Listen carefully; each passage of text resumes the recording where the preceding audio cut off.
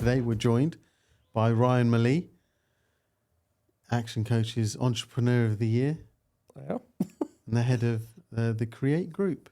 Create, yeah. You want to tell us a little bit about Create before we go in? Where do I start? Small version, big version? We'll start small and see how we go. Or do what you like. Do what you want. I'll do me. All right. So, Create. So, for those that don't know, I started through a very typical footballing journey, really. I'm talking way back now. Mm. And instead of going down a more sporty kind of training whilst I was a YT, I went through the trade. I remember my dad saying to me, like, get trained on your hands, get a trade behind you, because no one can take your hands off you. Mm. That's not stupid, right? So I trained to be a shop fitter, and that was my training. So I did it from young, but I did it through a very small, sort of like bespoke firm that we all had to get involved in everything. So typically a tree would arrive on the back of a wagon, and we would run it through machine shop, and from there we would, machine it up, and we could turn it into a door, windows, back fitting, tables, furniture, anything, you name it, we could build it out of wood. So that was my background, and it meant long hours. There was no kind of like clocking in, clocking out. It was get there, don't matter if it's 5 in the morning, 3 in the morning, whatever. You worked around the clock, and you worked to very strict deadlines. So that was kind of like my upbringing there. Fast track that through my sort of like apprentice years, and the firm that I worked for was struggling, so he kind of had to lay me off. But beforehand, he kind of teamed me up to get another job. That was Selby, and I lived in Doncaster, so he got me one local to Doncaster. And a bit of backstory, isn't it? Rather than telling you just about Create. But so from there, I ended up getting a job with a bit more. It wasn't as enjoyable as the first one, because that was, you did everything from machining to, manufacturing to installing on site. This one was pretty much panel product. It was like a very modern business in terms of like a machine shop. So they had machinists with the state-of-the-art machines. The joiners, the bench joiners, they would just knock stuff up, and then they had site teams. So you went as a bench joiner or site joiner. I wanted to do a bit of both, hybrid. So it kind of went against the grain, but I got really pally with one of the operations directors there. And I just, I went with the flow. I pushed really hard and became sort of like project supervisor very quickly. Then went into some project management. So started building up a bit of experience there and started really pushing, thinking, this is amazing. But I was still doing my education. And I thought at the time, education's everything, your papers, right? So I wanted to go through, get my HNC, HND and my degree. At the time, I remember this was like a Monday morning, being at college, just got my ACA, got a distinction in my ACA, my Advanced Construction Award, and rolls into a new year on my HNC. And my upchain project director said, hey, where you at? I'm in college. Is everything all right? He says, mate, you need to get back to work because the owners ain't really happy. Like, you don't really want this course. I'm like, what do you mean? I'll pay for it myself. He says, it's not about that. I goes, well, I'll take the day off if that's what it means. Like, you know what I mean? Like, I need to do this. And he was like, mate, just come through. I said, well, now I'm at college. He goes, just come through. So I had to leave college, go straight back to work. And he goes, mate, you ain't going to do this. He wants to see you. Go in office. So I'm like, oh, here we go. So I had a brief chat with him. And he sort of said, listen, you're here to do this.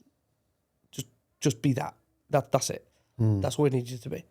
And I realised at that point, well, like, I'm not going to be that guy that's like, oh, well, I'll show you.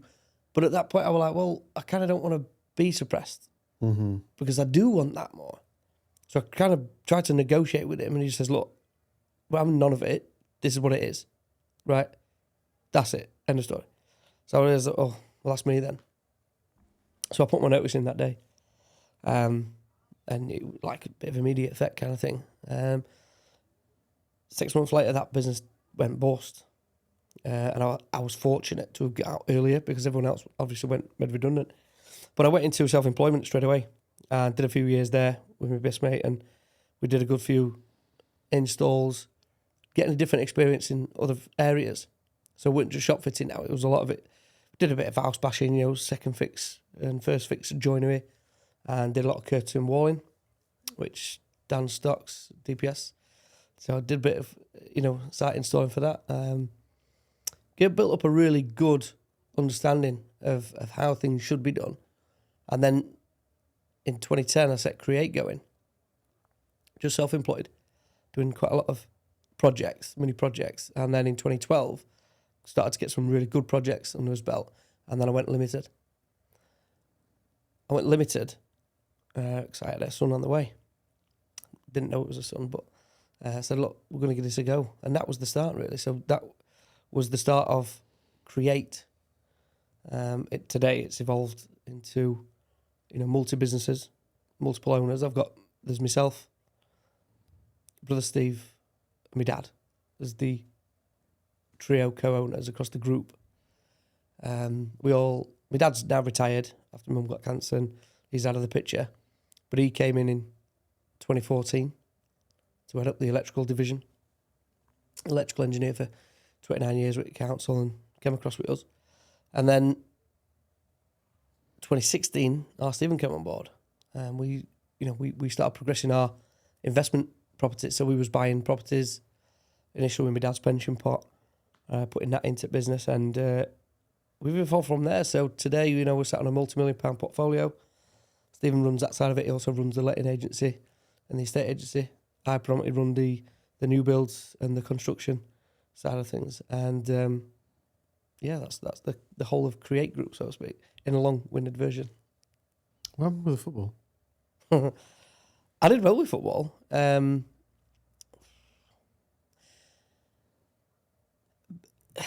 Ultimately, I didn't make it, obviously. If I was that good, so to speak, then I probably wouldn't be here now, There was a time, I remember playing against Jamie Vardy, and we came into a head-on-head challenge with him. At the time, he weren't anyone special. It was, it was the year after. He got his big call-up with Leicester. But played some good guys. Had some, really good time playing football, but clearly didn't make it. So really short career with the footballing. Tough industry, that one to crack. But yeah, clearly not now. Obviously, I've put a lot of weight on since. But yeah, that was the football. At one point I was doing 3 jobs at once, and then the football as well. Mm-hmm. And that was tough, that. Because that's a time sapper. Mm-hmm. And then I ended up getting a girlfriend, and then, wow. Something had to give. It weren't going to be the woman, Strange enough, I ended up positioning Katie first at that time.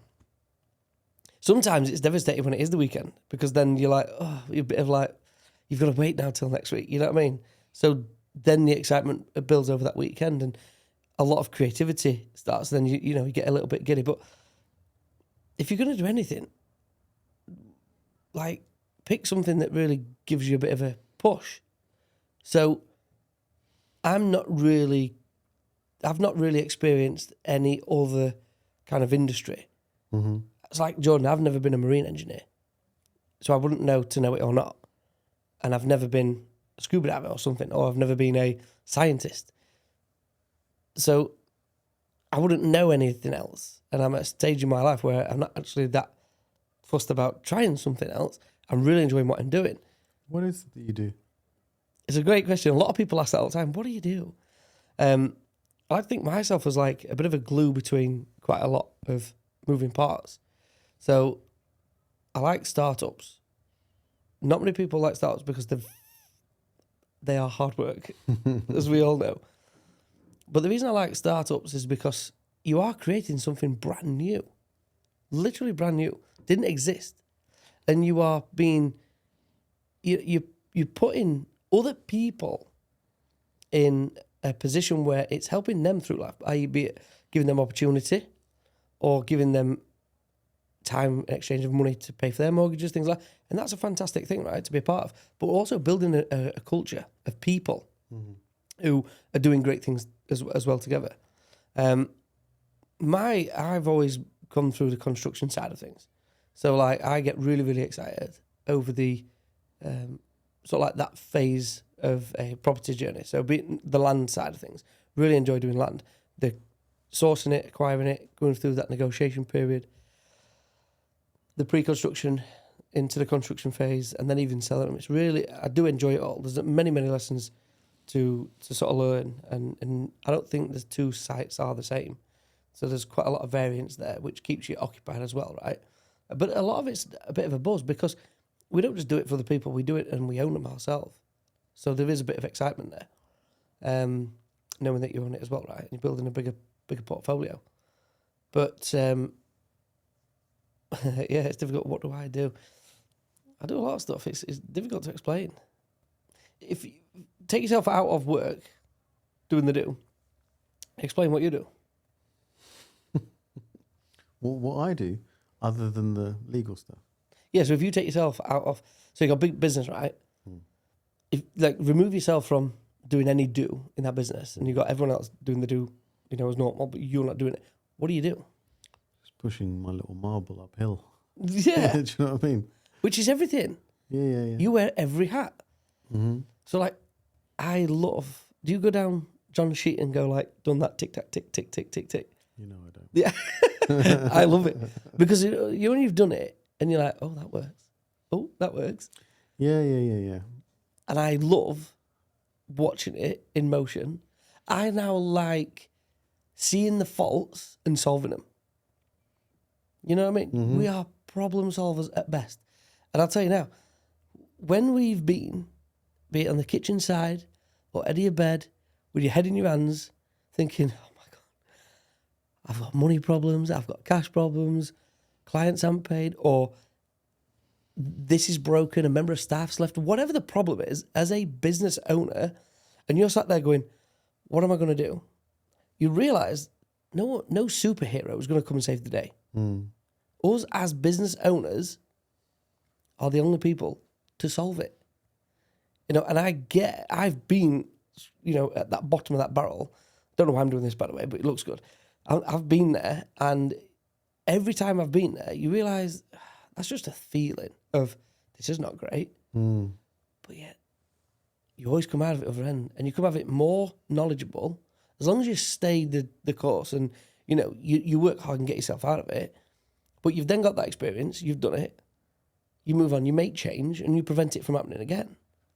So, like, as business owners, we wear every hat. Mm-hmm. And then because we do wear every hat, we become more knowledgeable, more experienced, and then we become problem solvers. Don't let that happen again. That were crap time. They were bad times, you know? So it's what do entrepreneurs do? Well, we're constantly creating new opportunities. We're constantly creating solutions to solve problems. So going back to yourself, right? You're really happy. Bank's fully loaded. Money's not a thing. What does your life look like? Well, I would I'd get a small horse. I would no. A small horse. For me, I would like to, you know, spend my time and use whatever brains God gave me to try to improve things a little, whatever that means. You know, start from feed everyone. Yeah. Once everyone's fed, if I could achieve that one thing, then go to the next level, and, you know, just keep going up that hierarchy. But yeah, that'd be what I'd do. Like for my little personal world, have a little retreat somewhere with a little school in the middle. We spoke about this. Yeah. Come on, let's go there. Because I love this. Yeah, well, that's what I'd like to do. I'd like that. That would be my personal reality. But I would spend my time trying to, however I could, heal the place. So remove money. Yeah. Completely off the table. Right. Well, if you remove it completely off the table, that means I have an infinite capability to build hospitals, schools, orphanages, and all that stuff. I have an infinite capability. Yeah, bro. That's what I'll do. So, Because remember, my particular lens that I look through the world in is a theological one, right? mhm. I believe that God's put me here on this earth, that He created as a testing ground for me. Not because it matters. Yeah. He just created it. It's a pantomime He's created for me. It's similarly, He's created this whole pantomime for you. Yeah. And your whole deal is do the best that you can in this game. Cool. All right. So I collect as many little bonus rewards as I can. Yeah. Try and make as many people happy as I can. Try and bring some joy to the world. You know what? As complicated as I want to be, my actual whole philosophy is based on a balloon. I just want to be like a balloon. Balloon. You just to bring joy. Nice, simple, peaceful. It's like everyone sees it and goes, ah. Oh, yeah. Do you know what I mean? That's as complicated as it is. Just bring everyone a bit of joy. If that was possible, and I had infinite resource, that's what I would aim at. Can it be done? No. Ooh. Why no? Why no? Yeah. Well, because Okay, let's moderate that down a little. On a small scale, can it be done? can you bring joy to as many people as possible? Yeah, that you can do. Could you bring joy to everybody? No, because the nature of humankind is ingratitude. So we talk about communities a bit, right? We get a small community of like-minded. I'm not saying they have to be Exactly the same robots. Yeah. We'll probably come on to robots in a sec. But like-minded people. Similar motivation, similar mission, similar vision, similar culture. Couple of frictions, healthy frictions. Debated kind of frictions. But it's a limited community. Is it doable? Yes, that's doable. A limited community is doable. So they I can't remember what it was, but there's a discussion. There was there is a particular community that says, was it 100 individuals is where the community maxes out? Before it starts to go a little bit wayward. And you're like, 100's not a lot. It's not a lot of people. It's quite a small community. A good friend of mine and of the gang, Stuart Green, Some boy. From the Armour Group, that legend. Some boy. And Is this still on? and he's saying that ChatGPT, you're putting all your information, your data, your voice into this cloud, into this company, this organization that is a data scraper for a living. That's what they do. They scrape data. And you're volunteering. What do you think's happening? You're like some gullible idiot, like just giving. I'm like, so that kind of intelligence, that kind of experience would avoid too much interaction with AI. Whereas you and me are just like, I love it so much because I love it. Right? It's not that I embrace it. It's not that I'm not scared of it. It's so damn useful. It's like on my mobile phone. Every now and again, I get a moment of clarity and I'm like, I don't want anything to do with this piece of junk. I just want to be left alone. I want to be, a man of the wild. I want to be in the forest, in the woodlands, in the trees. This is what I'm talking about. But then you're like, it's so damn useful. I got stuff to do today. Yeah. And I don't want to do it slowly. Do you know what I mean? And now with AI, I'm like, I'm sorry, I'm not going to be thicker than that guy. So this is what I mean about, we spoke earlier about some people chasing I want to be green, I want to be in the countryside, I want no technology around me. I think we'll end up finding like a 4-day working week and like a 3-day weekender. That'll be the norm. And some people will, improve their efficiencies, but still be able to charge the same fees over the 5 days rather than the 4. Makes sense. And I think that is within reach today. Well, it's happening already, isn't it? Yeah. All over Europe. It's happening. And it's Switzerland doing that already. And it's shown to be more efficient. So people do more work in less time. Yeah, because I think, isn't like the UK trialling something at the minute where there's a select few people getting paid a standard salary, 30, 35 grand a year, to do nothing. Say what now? Yeah. Yeah, that. Go on, say more things. Bro, your eyes then just went like, what? Yeah, because I've got a flicker of a memory of reading this idea somewhere. Yeah, it's happening. What's the point of it? Productivity, I think. But you can't pay someone 35 grand to do nothing. Yeah, they can. And they're doing it. But then where's my return on investment? We need to find this out. It's a test. It's like... To test what, though? Are people going to just be comfortable just doing that, receiving it for nothing? Or are they actually going to seek to go back into something? Even though they're not going to get paid any more for doing it. So this... Let's do some research on this so we can factually spitball it rather than just like, hey, we saw Let's an just article. For a laugh. Because we're aware something existed. Mm-hmm. We need to check this out. See, this is why we need a little nerd. We need a nerd to do the Googling stuff. Whatever Joe Rogan can pull has. it up on the screen. Pull this up, Joe Rogan. Pull it, or whatever he calls it. What's his little friend? I don't know what his little friend's called. Jamie. James. Yeah, Jamie. Jamie, look this up for us. But yeah, all right. We'll come back to it. We could do that. Should we just get a little Jamie? Should we text Harry right now? Yeah. So I do. We'll delve into that a little bit. I think we are going to AI more, and it is increasing efficiencies within businesses, but you can still charge the same. A lot of people reference AI to sort of like history repeating itself in terms of the miners' strike, the World War, and like guys nipping off and women taking their jobs. I know it's different, but it's very similar in terms of, that job's going to be no longer. Mm-hmm. Evolve, there'll be other jobs, prompting, things like that. Not to delve too much into AI. I think that's a whole new different series. But in terms of a business point of view, it is a hot topic right now. It's a buzzword. So we are using it. Going back to what Stuart Green was saying, anything that we do is not necessarily groundbreaking. So by definition, the computer knows it already. And there are a lot of people inputting a lot of things into it, of course, but what's it going to do with it? It hasn't no emotion just yet. It's still got to make decisions, and people are still going to interact. What are people going to do? Just sit there and not do it?